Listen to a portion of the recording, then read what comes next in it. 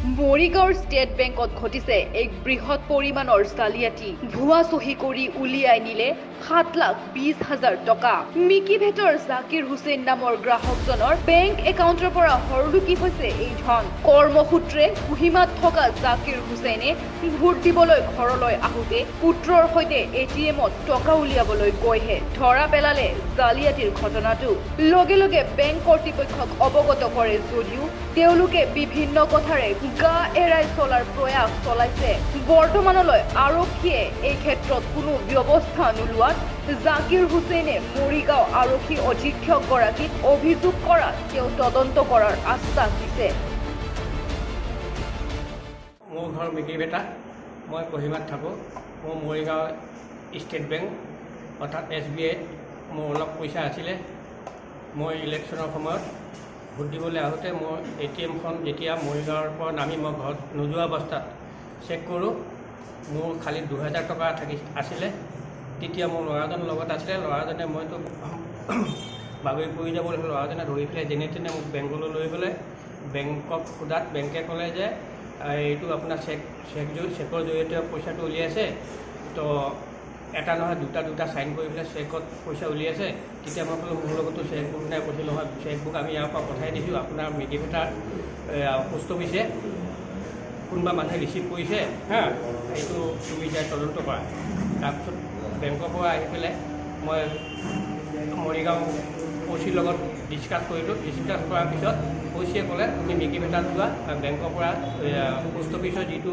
পঠাইছে ডকুমেণ্টটো বেংকৰ পৰা উলিয়াই লৈ তুমি মিকিভেটাত তোমাৰ কোনোবাই কোনে চেক কৰিছে নকৰিছে তুমি গৈ পোষ্ট অফিচৰ জৰিয়তে সন্ধান উলিয়াই মিকিভেটা থানাত তুমি FIR কৰিবা তেতিয়া মই গৈ লগালগ গৈ পেলাই মিকিভেটাৰ পোষ্ট অফিচত গ'লোঁ পোষ্ট অফিচত যোৱাৰ পিছত পোষ্ট অফিচত দেখিলোঁ যে হাফিজুৰ নেহাৰ নামৰ মাইকী এজনীয়ে এই চেকখন ৰিচিভ কৰিছে আৰু তেওঁ গিৰিয়েকৰ নামো বোলে জাকিৰ হুছেইন আৰু মোৰ নামো জাকিৰ হুছেইন তেওঁ গিৰিয়েকৰ নাম জাকিৰ হুছেইন কৈ তেওঁ চেকবুকখন ৰিচিভ কৰিছে পিছত মই ৰাতি মিকিভেটা থানাত লগালগ গৈ FIR লৈ পেলাই গ'লোঁ FIR লিখি লৈ গৈ মই 3 ঘণ্টামান বহিলোঁ OC অহাৰ পিছত OCয়ে মোক ক'লে এইখন FIR হোৱা নাই কালি ৰাতিপুৱা 8 বাজিৰ সময়ত আপুনি আহিব মই আৰু কেইটামান কথা এড কৰি দিম তেতিয়া হ'ব পিছত মই ৰাতিপুৱা গ'লোঁ যোৱাৰ পিছত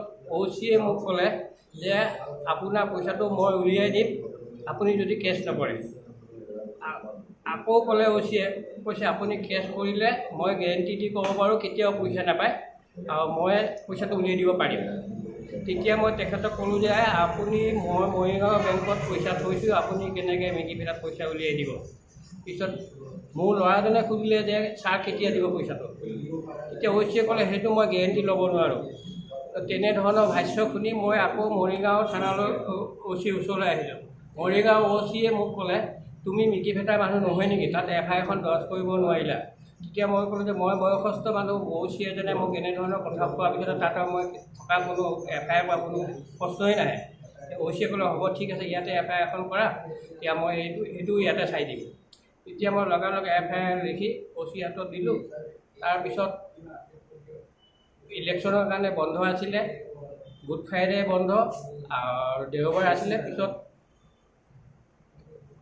3 তাৰিখে FIR দিয়া হ'ল OCয়ে ক'লে বেংকৰ পৰা কিবা কিবি এভিডেঞ্চ মই বিচাৰিছোঁ বেংকে দিব দিয়াৰ লগে লগে মই তদন্ত চলাই দিম এইটো কোন OCয়ে কৈছে মৰিগাঁও OC নে মিকিভেটা OCয়ে কৈছে তেতিয়া যোৱা শুক্ৰবাৰৰ দিনাখনে বেংকৰ পৰা যি এভিডেঞ্চ লাগে OCক সমজাই দিলে আৰু OCয়ে এতিয়া কালপিতজনক এতিয়া পৰ্যন্ত এৰেষ্ট কৰা নাই আৰু কালপিতজন মোৰ ঘৰৰ ওচৰত থাকে তেওঁ মাছ মাংস কিনি নি খায় আৰু মই খালি ভাত খাব লাগে গতিকে মই এতিয়া সাংবাদিকসকলক অনুৰোধ জনাইছোঁ যে মোক এইটো শুদ্ধ হিচাপে বিচাৰ কৰি দিয়ে যেনে সঁচা কথাত যেনে কোনেও ভয় নাখায় আৰু কোনো ৰাইজেও যাতে ভয় নাখায় ভয় খাব নালাগে সকলো ৰাইজে যাতে মোক ছাপোৰ্ট দিয়ে সঁচা কথাৰ কাৰণে এনেধৰণৰ ঘটনা মৰিগাঁৱত চলি আছে গতিকে সকলো ৰাইজে কথাটো বুজি চাওক মই যদি মিছা কথা কৈছোঁ মোৰ ওপৰত বিহিত ব্যৱস্থা ল'ব পুলিচে আৰু কোনোবাই যদি এনেকুৱা নিচাতে এনেকুৱা ধোকাবাজি কৰিছে তাক সোনকালে বিহিত ব্যৱস্থা লোৱাৰ কাৰণে মই আহ্বান জনাই মানে আপোনাৰ ঘৰৰ ওচৰত জাকিৰ হুছেইন বুলি কোনো ব্যক্তি আছে?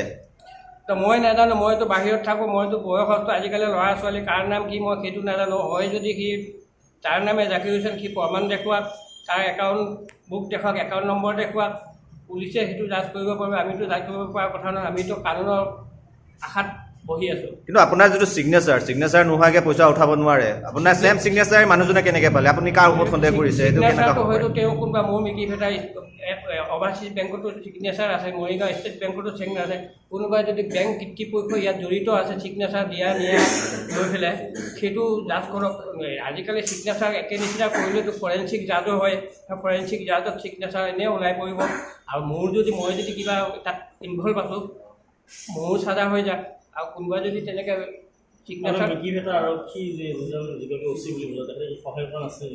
নাই, তেখেতে সহায় কৰা, তেখেতে আমিতো জানোৱেই, তেখেতে কৈছে এইটো কেছ মৰিগাঁও। মই নহয়, মৰিগাঁও নহয়, মিকিভেটা পোষ্ট অফিচৰ পৰা মিকিভেটা মুছলমান গাঁৱলৈ অচিজনৰ মই নাম নাজানো। মই সেইদিনাখনেই মিকিভেটাত প্ৰথম আহিছোঁ, সেইদিনাখন মই নাজানো। আৰু যেতিয়া পইচা আপুনি চেকৰ পৰা যেতিয়া পইচা উঠায় বা তেতিয়া আপোনাৰ ব্যক্তিজনকো চায় বেংকে, মেনেজাৰ বা চেক মানুহজনক চায় ফটো আচলতে সেইজন ব্যক্তি হয়নে নহয়?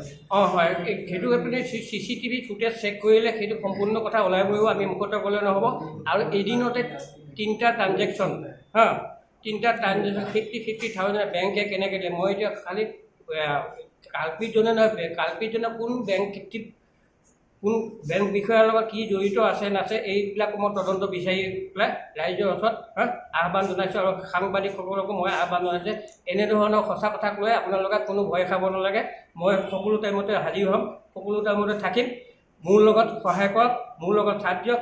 আপোনালোকক ভগৱানে ভাল কৰিব, ভাল ৰাস্তা দেখাব, আগবাঢ়ি যাব পাৰিব আগলৈ। এইটোতো মই মোৰ দেউতাক মানে বেংকত লৈ গৈছোঁ। মোৰ দেউতাই কৈছিলে মোৰ ATM এক্সপায়াৰ হ'বলৈ আছে, তুমি যাই কিনে বেলেঞ্চটো চেক কৰা। মই যাই কিনে বেলেঞ্চটো চেক কৰা অহাটো মই কৈছোঁ দেউতা এইটোতো 3,000 টকাই আছে আপোনাৰ তাত এতিয়া বেংকৰ। আৰু দেউতাই কৈছে নাই হ'ব নোৱাৰে, মইতো 7 লাখ কিমান টকা আছে। দেউতা আৰু মানে তেতিয়া আৰু অৱস্থা বেয়া হৈ গৈছে। হ'লেও মই আৰু SBIৰ ATMটো তলতে আছিলে, মই ওপৰলৈকে দেউতাক লৈ গৈছোঁ। পিছত এই কেচিয়াৰটোক কৈছোঁ ছাৰ আমাৰ একাউণ্টত ইমান আছিলে, এতিয়া 3,000 আছে, তো এইটো কেনেকৈ আপুনি চেক কৰি দিয়ক, এইটো ক'ত গৈছে এইটো পইচাটো। মোক কৈছে কি এইটোতো কোনোবাই চেক দি কিনে পইচা ওলাই আছে। তো মই দেউতাক সুধিলোঁ তেতিয়া আপুনি কাৰোবাক চেক দিছিলে নেকি? নাই কৈছে নাই মোৰ তাততো চেকে নাই, মই কেনেকৈ দিম। তো চেক নাই। তো তেতিয়া আৰু মই এইটো কেচিয়াৰক ক'লোঁ, কেচিয়াৰে মোক ক'লে তুমি এটা এপ্লিকেশ্যন লিখা, মই তোমাক ষ্টেটমেণ্টটো ওলাই দি আছোঁ। ইয়াত ষ্টেটমেণ্ট আছে, ষ্টেটমেণ্টত মোক দেখাইছে এইটো 2 তাৰিখে এইটো 1 লাখ টকা ওলাইছে, 6 তাৰিখে 1 লাখ টকা ওলাইছে। এইটো পিছত 10 তাৰিখে 3বাৰ 50,000 3বাৰ তাহাঁতে ট্ৰান্সফাৰ কৰিছে ওলাইছে। এইটো পিছত আকৌ আছে ইয়াত 21ত 1 লাখ, এইটো পিছত 27ত 1 লাখ আৰু আছে ইয়াত 50,000 কৰি ওলাইছে। লাষ্টত অনলি 22,000 আছিলে একাউণ্টত, এইটোও তাহাঁতে চেক দি কিনে যাই কিনে 22,000 ওলাই লৈছে। এইটো পিছত মই যাই কিনে বেংকত কৈছোঁ, এতিয়া বেংকত এপ্লিকেশ্যন দিছোঁ, FIR দি আছে। হ'লেও পুলিচৰ তাতেৰ পৰা ইমান ভাল ৰেছপন্স পোৱা নাই, এইটো কাৰণে ইয়াত এতিয়া মিডিয়াত দিয়া হৈ আছে। মানে গোটেইখিনি চেক দি পেলাই ওলাইছে যিখিনি টকা? চেক দি কিনে ওলাইছে। মই মানে বেংকত কোৱা টাইমত তাহাঁতে মানে কৈছে নাই এইটো চেক দি কিনে ওলাইছে, তাহাঁতে ভাউচাৰ বুলি কয় চেকটো। তো মোক চেকটো দেখাইছে, 2টা চেক মান মই দেখিছোঁ, তাত মানে দেউতাৰ নিচিনা চিমিলাৰ ছিগনেচাৰ আছে। এইটো হ'লেওতো দেউতাতো কৰা নাই, দেউতাৰ হাতত চেকবুকে পোৱা নাই যে আৰু দেউতা কেনেকৈ কৰোঁ। আৰু এইটোও কথা আছে মানে যোনে এইটো চেক দিছে তাতে আৰু দেউতাৰ একজেক্ট চিমিলাৰ ছিগনেচাৰ গম কেনেকৈ পাইছে, এইটো গম কেনেকৈ পায়। মানে এইটো আৰু ইমান ছিকিউৰিটি ইছ্যুজ থাকিলে মানুহ আৰু বেংকত পইচা কেনেকৈ ৰাখিব ভালদৰে। বেংকৰ কোনোবা জড়িত থকা সন্দেহ হৈছে? এইটোতো হ'ব পাৰে কি আৰু একজেক্টলি বেলেঞ্চ লাষ্টত 22,000 বাকী আছে, এইটোও 22,000 যাই কিনে উঠাই লৈছে। এতিয়া মানে ইমান ডিটেইলছ আৰু বেংকৰ কোনোবা নাথাকিলে আৰু কেনেকৈ গম পায়।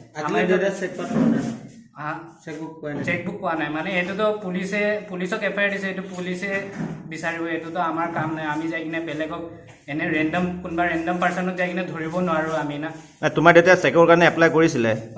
এইটো ময়ে আছিলোঁ, ময়ে দেউতাৰ লগত বেংকত গৈছোঁ। মানে ফৰ্মবিলাক মানে দেউতাতো আৰু এতিয়া চকুতে দেখা নাপায় কিবা মানে ফৰ্ম ফিল আপবিলাক কৰিব লাগে এইটোতো মই কৰি দিওঁ দেউতা খালি চিগনেচাৰ দিয়ে মোৰ লগতে দেউতা কৈছে মই দেউতাক মানে চেকবুকটো এপ্লাই কৰি দিছোঁ এতিয়া চেকবুক কেতিয়া আহে তো এইটোতো পোষ্ট অফিচৰ পৰা কনফাৰ্মেশ্যন কল আহিব পোষ্ট অফিচেও কনফাৰ্মেশ্যন কল দিয়া নাই একো দিয়া নাই পিছত এতিয়া এইটো দিন ATMটো চেক নকৰিলে এতিয়া পইচা কোনোবা ওলাই কিনে লৈ গৈছে এইটোও গম নাপালোঁ মৰিগাঁৱৰ পৰা শশীকান্ত বৰদলৈৰ ৰিপৰ্ট ৰাইনো নিউজ 24